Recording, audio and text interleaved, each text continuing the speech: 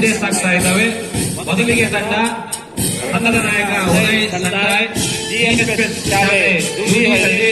ಈ ಶಾಲೆಯು ಗೌರವಧನೆಯನ್ನ ನೀಡುತ್ತಾ ಮುಂದೆ ಸಾಗ್ತಾ ಬರ್ತಾ ಇದೆ.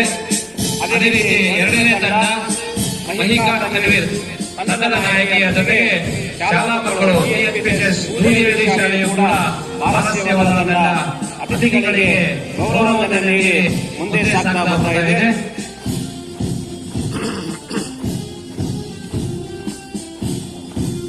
ಮೂರನೆಯ ತಂಡ Shreyas wonder, scout leader, KGS ಶಾಲೆ ಹಿರೇಕೆರೂರು. ಈ ತಂಡದ ಮಕ್ಕಳೊಂದಿಗೆ ತಂಡದ ನಾಯಕಿಯು ಅತಿಥಿಗಳಿಗೆ ಗೌರವಧನೆಯನ್ನು ನೀಡಿ ಮುಂದೆ ಸಾಗ್ತಾ ಬರ್ತಾ ಇದೆ.